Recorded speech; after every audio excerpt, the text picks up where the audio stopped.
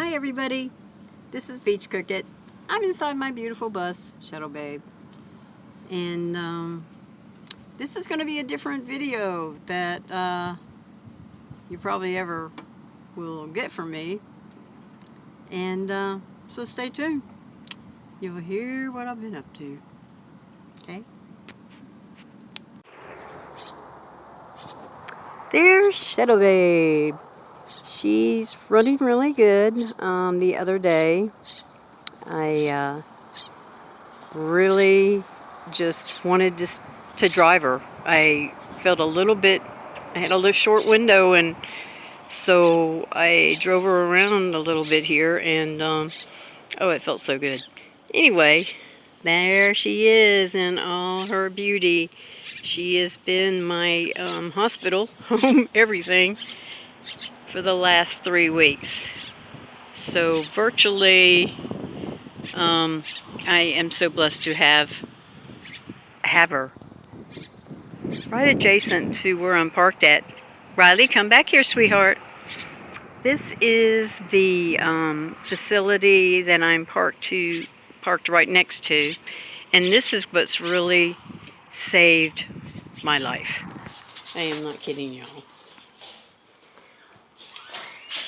So this is the bathroom facility for the pool area, and it also has 2 wonderful showers.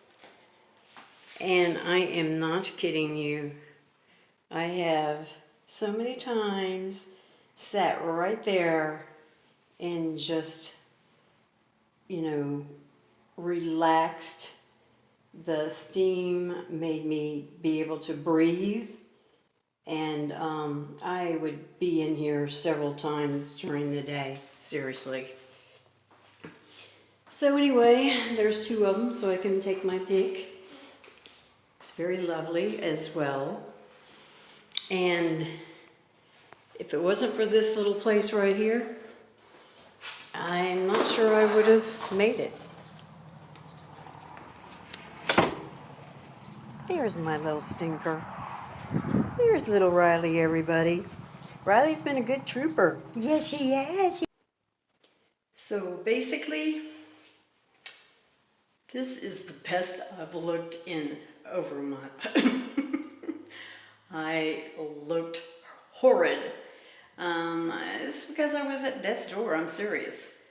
I felt like well, first of all, when I first was alerted by the staff that our manager, she had COVID, and she wasn't doing that well, and she had to go to the hospital. She couldn't eat or drink at all, and so they were really concerned. So her family took her to the hospital, and that's an hour away. So it wasn't that long afterwards that I started feeling bad, and I'm like, no, it can't be. No, I cannot get this. And anyway, I got it.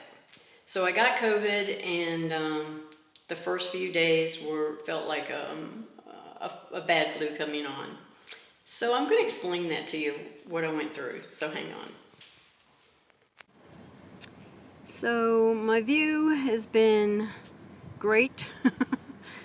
I was so weak I could barely walk. So I was so grateful.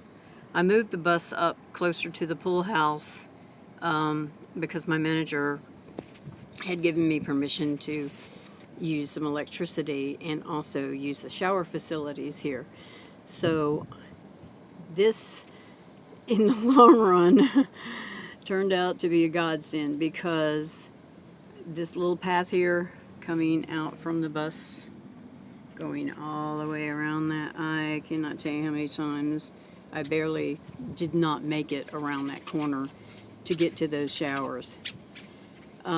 Sitting in the shower several times a day just really opened up my breathing. I was constantly coughing, and I just could not do anything. I was so weak. Okay, I'm sitting on my step here enjoying a for the first time in a long time. I'm enjoying the beautiful view and the wind sweeping through my doorway here, and I can actually have a smile.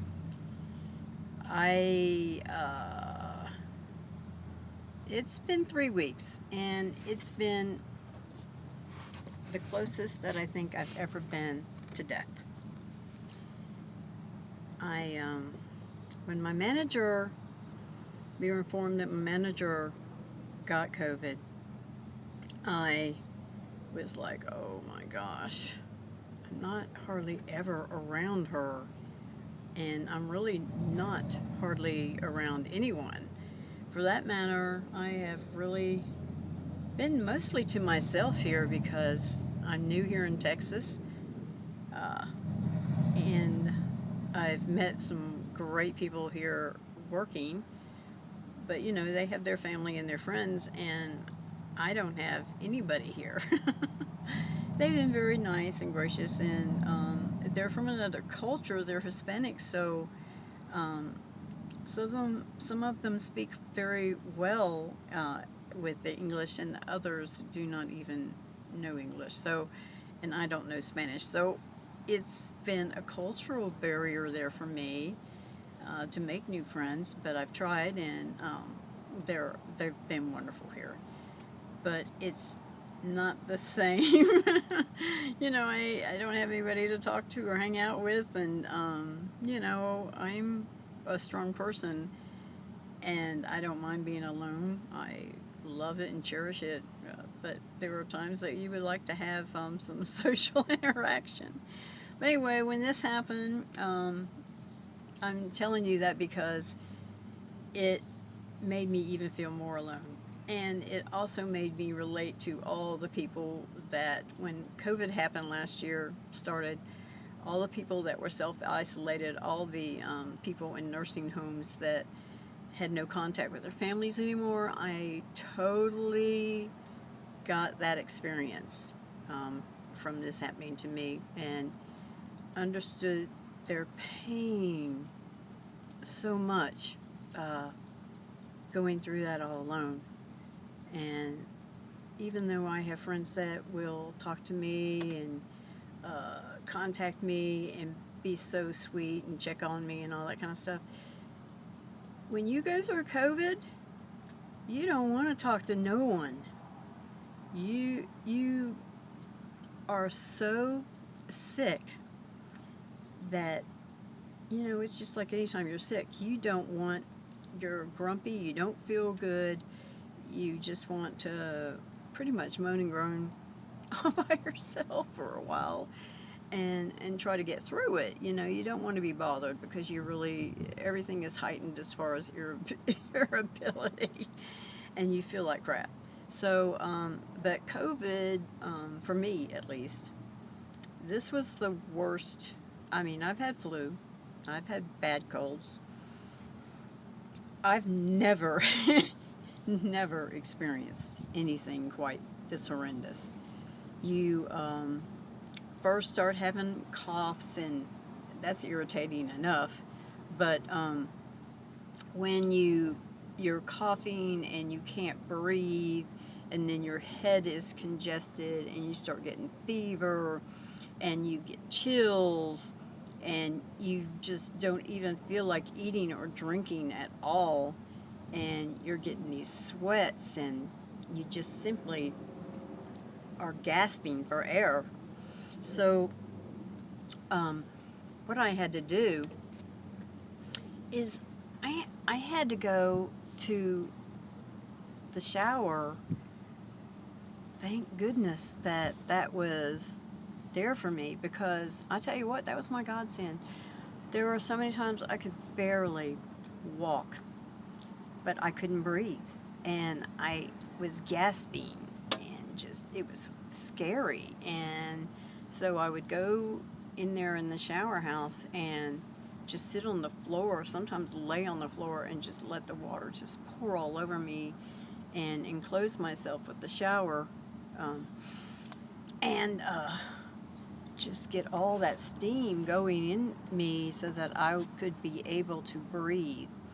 and cough and get some of that out of me.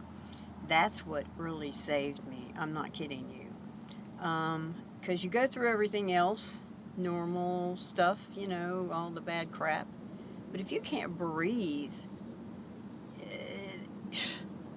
you feel like you're dying. And that's what I felt like. So I've been dealing with this for 3 weeks. Yesterday is when my aha moment came up, and I was able to actually start feeling better and knowing that I was going to come out of this. Because there were so many times I was like, I'm going to just have to call them to take me to the hospital. I mean, I just don't know if I can keep doing this. And, you know, you would think maybe a week. A lot of people, it's only been 3 days for them. Some people have gone through this trials and tribulations of different aspects of COVID for over a year. So I was really like, oh my gosh. So I was praying, and I was trying to be strong.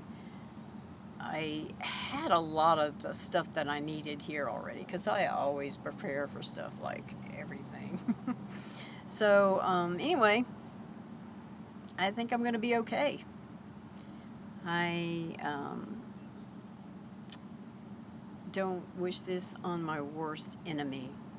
This was the most horrific experience that I have ever gone through, and it's horrible. I can see where a lot of people die because, you know, they need the breathing machines to breathe. Me, the only sensible thing for me to do was to use the showers to get that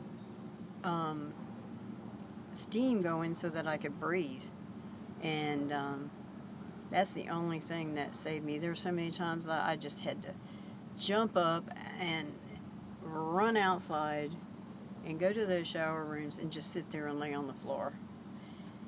And it also cools you down, you know, your temperature and stuff, and plus, you know, being clean, and you know, with all this the virus, the germs and stuff, you just constantly, you know, need to make sure that you're staying, you know, as clean as possible, and wash away as much crap that you're copying all over you and whatever. But anyway, that's what I've been up to. It's not been fun. It's like yesterday I woke up, and it was a little of that aha moment, and I was like, oh, thank you, Heavenly Father. I'm going to make it for a little while longer so I can get out here and still enjoy the magic of all of this. I really just was so happy just to feel an inkling of getting better, and it's just accelerated since then. So you can tell by my voice that I'm still got a little bit of some crud in there, but no more fever, no more a lot of everything. And I was like, oh, I just want to be pretty today. I have looked at myself through this whole period of time, and I have looked very scary. And excuse me, it's really hard to see yourself, you know, and especially when you feel like you're at death's door, you know, you're like, oh, am I going out like this, you know? Well, thankfully, no. And so here I am, and I don't have any public service announcement to make. I just wanted to share my experience with you, so that it might help somebody else that that needs the advice. Poor Riley, through all this, you know, I could barely take care of myself, and I really should have had one of my coworkers take care of Riley while I was going through this, but she stuck to my side, and if it wasn't for the piddle pads, I'd be in real trouble. But it was difficult, and I can see the light now, and I am very grateful for still being here. And I hope I can share wonderful adventures, positive things. I've had much time to reflect. The first week and a half, I didn't do anything but just sleep, pretty much. This last week and a half, I slowly but surely have crept back to society, realization of this world, of what's going on, and you know, knowing what's happening in my world. But it's just one of those things that you reflect on in life, and you're thinking, okay, wow, I've had a lot of things happen this summer. I wanted an eventful summer. Be careful what you ask for. Anyway, I got my gamut's worth of all kinds of tests and trials and tribulations, and that's been very unusual for me, because that usually is not the mainstay of how things go for me. But anyway, I sometimes think that when you're faced with many challenges, you level up in a dimension of understanding and enlightenment to yourself, of personal growth, and it sometimes can be not the best experience to go through. So I'm hoping that I accomplished what I needed to do, and that things will be sailing a little smoother from this point on. But anyway, I'm happy to be here, and I'm happy to talk to you. Hug everybody a little closer, you guys. And you know, this Delta variant that's out there, you know, I'm in Texas, so it's really hit here hard. And just be aware, be conscientious, and just protect yourself, you know. I have my views, you have your views, and there's no need to debate on what we think about all this stuff, because who really knows? Really, for sure. So, anyway, I'm good. I'm alive. And so I will probably go back to work next week. I've been off.